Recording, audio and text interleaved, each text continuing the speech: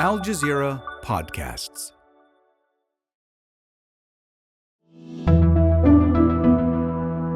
Today, the assassination of Hamas's political chief in Iran sparks fears of a wider war.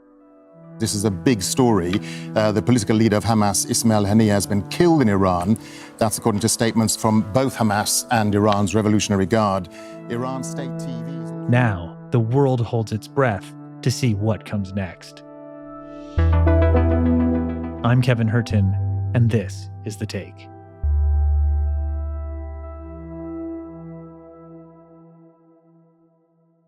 Ismail Haniyeh was in Tehran on Tuesday to attend the inauguration of its new president, Masoud Pezeshkian. Then, early Wednesday morning, Hamas says he was killed by a missile in an Israeli attack. As we record this, Israel has not yet commented on the assassination. On Ismail Haniyeh, we are not commenting on that particular incident. But it's being viewed as yet another escalation, one that makes peace seem very far off indeed. Citizens of Israel, challenging days lie ahead. Since the strike in Beirut, there are threats sounding from all directions. We are prepared for any scenario, and we will stand united and determined against any threat. Israel will exact a heavy price for any aggression against us from any arena. Al Jazeera's Imran Khan has been watching this story since it first happened and the escalation of events in recent days. Imran, thanks for joining us. What else can you tell us about what happened in Tehran on Wednesday morning and why this is such a big deal? It's a huge deal for really two reasons. Firstly, he's the political bureau chief of Hamas. He's the boss of the political wing of Hamas. He is the guy that's been intimately involved in all of the negotiations with the Americans, with the Qataris, with the Egyptians. He's been leading the charge. He's a pragmatist. He wants a ceasefire. The head of Hamas's political bureau, Ismail Haniyeh, says the group is ready to accept an agreement that guarantees a permanent ceasefire. And what Israel has just done, what Prime Minister Benjamin Netanyahu has just done, is killed the guy that they were negotiating with. That's not a serious play if you want a ceasefire agreement. And it's going to have deep ramifications on Yahya Sinwar and Mohammed Deif, who are the military leaders in the Gaza Strip, because they may well abandon the ceasefire talks now, because what are they getting out of it? Hamas keeps saying, we are ready to agree to a ceasefire, and then Israel keeps upping the ante and saying, no, we want this, we want that. There's nothing that Hamas right now are pointing to that might conclude that they are interested in a ceasefire. What about Haniyeh, the man? He's very well respected, especially in Gaza. How did he get into this position? Well, Haniyeh's very interesting. He was a student activist to begin with. He was in the Islamic student bloc at college. From there, that's where Hamas actually the ideology formulated. And then he became influenced by the teachings of the Muslim Brotherhood. And then, sort of 1987, he was one of the more younger members of Hamas. And Sheikh Yassin Ahmed, who is the founder of Hamas, really was a big influence on all of these young guys. But it's a single focus issue for Haniyeh and Hamas. This is about resisting occupation. It's not about Islamism, or it's not about Sharia law. It's not about any of them. In fact, actually, these guys are very pragmatic when it comes to religion and politics. They almost kind of divorce the two. They say Islam is the guiding light, but when it comes to politics, they don't really talk about it in that sense. So, and you see this in the rule in Gaza. I've been to Gaza many times. Women aren't forced to wear hijabs, but they can drive, all of that sort of stuff. So as a man, I've met him several times. He is fiercely intelligent and he's a pragmatist. He wants to get a Palestinian state and he wants it in his lifetime. And resistance, both military and political, is the way he believes it can get done. Wow. So the dream of a Palestinian state in his lifetime, no longer possible. Okay, let's talk reaction. Israel, as of this recording, has not commented on any involvement, but fingers are certainly pointing its way. What is Hamas saying, and what is Iran saying? Well, Hamas and Iran are united on this. They are blaming the Israelis for it. But the Israelis have had this wall of silence, which they do. When the IRGC commander, the senior Iranian commander, was killed in the consulate in Damascus in April, the Israelis never ever claimed responsibility for it. An Israeli airstrike hit the consular section of the Iranian embassy in the capital, Damascus. At least 5 people have been killed. They don't want to ratchet up tensions. They want to try and keep it contained. And then at one point, the Iranians decided to have their response. It was a very well telegraphed response. We knew those drones and those missiles were coming hours and hours before they actually landed in Israeli territory. It was a negotiation of a proportional response. But Haniyeh is slightly different because this almost doesn't matter if it was Haniyeh who was killed. It was a violation of sovereign Iranian territory. It was a strike in Tehran. So Tehran has a right to strike back, and the Israelis know that this is coming. So the wall of silence is to try and get all of these far-right ministers who say inflammatory statements like, we should go into Lebanon, we should reoccupy Lebanon, we should reoccupy the Gaza Strip, is to try and keep them tempered.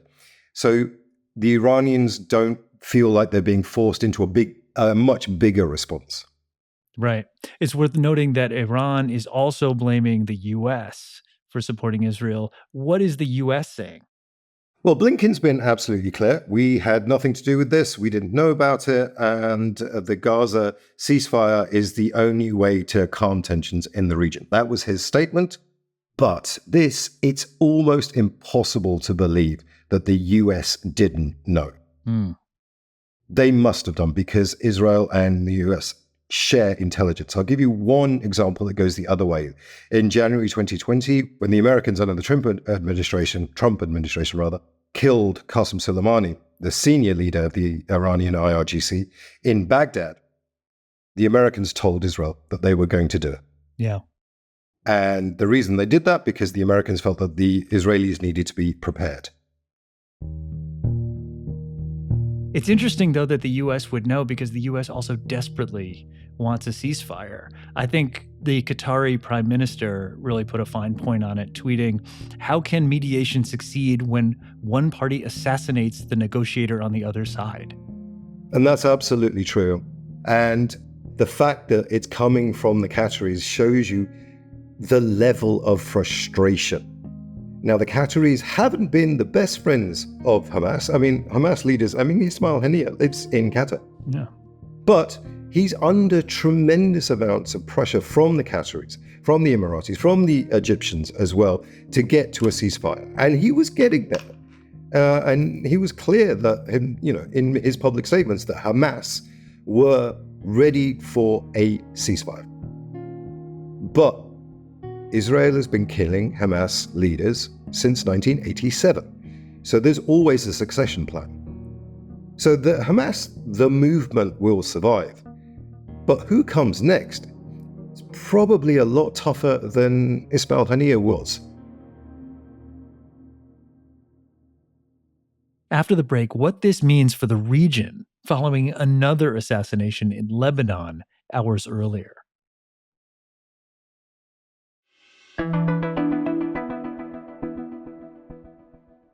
So, Imran, this assassination of Haniyeh, Hamas's political chief, comes at the end of an incredibly violent 24-hour stretch. First, Israel launched an airstrike that killed a top Hezbollah commander in southern Beirut.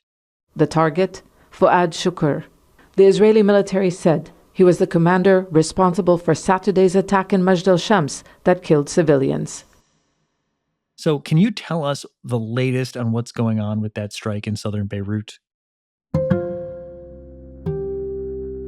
When the airstrike happened that took out Fuad Shukr, who is the guy that is directing Hezbollah's war in southern Lebanon against Israel, is the affected commander-in-chief. When that happened, It was a shock to see that the Israelis had the level of intelligence needed to be able to pinpoint where he was. So that was the first thing. The second thing then is, what makes this different to other commanders? Well, like I say, he's the commander-in-chief, but he's also one of the key strategists for Hezbollah. This is a very experienced person who knows how to push Israel as much, but without causing a full-on war and an Israeli invasion of Lebanon. So the fact that he was killed goes to show you that the Israelis are wanting to really push Hezbollah to the absolute brink. And I think that this has now happened. And the killing of Haniyeh is also tied with all of this as well. And the reason, perhaps, not for the Israelis, much more for the Iranians and for Hezbollah, is they will know the capabilities of Israel. Now, they've got to make a response. A Hezbollah Iranian coordinated response to this on Israel is what Israel has calculated it can deal with. But when two sides, in this case 3 sides, are geared up with weapons, mistakes happen. Mosul el-Shams, one of the triggers of this, that's what kind of sparked this round of escalation. But in terms of where we go next, if there's a miscalculation on either side, then that opens the doors to all-out war. So just so we have the timeline down, there was an attack in the occupied Golan Heights that killed civilians in Israel. This video is the moment the IDF says an Iranian-made Hezbollah rocket landing near a soccer field in a Druze community in the Golan Heights, killing at least 12 people there, with most being children, injuring dozens more. Hezbollah, however, denying responsibility for the attack. This is the deadliest incident in the occupied Golan Heights and could yet test the unspoken rules of engagement between Israel and Hezbollah. So Israel launches this attack in southern Beirut, kills a top Hezbollah commander. Then hours later, Haniyeh is also targeted, at least allegedly. And you think these two things are linked as a coordinated response, a double-barrel response by the Israelis? I mean, I think they have to be linked. I don't think the Israelis are the certain kind of people that silo or isolate their decisions. I think the decision-making is pretty centralized. What you have to ask yourself is, with both Fawad Shukri and with Ismail Haniyeh, is what Israel's end game is. Is Netanyahu so fearful that he will be forced by the Americans to accept a ceasefire that he has just gone all out to prove to the Israelis that he is still the toughest guy that can make the toughest decisions? Yeah, you get the sense that they occupy a political space where the only thing that has any consensus is more violence and more war. Anything that smacks of peace, it creates division that could take down the entire government. And that is what Netanyahu is fearful of, because if the government falls and his court cases of corruption that are ongoing get to the court, he's not only out of a job, but he's facing jail. Israeli Prime Minister Benjamin Netanyahu is facing charges of bribery, fraud, and breach of trust.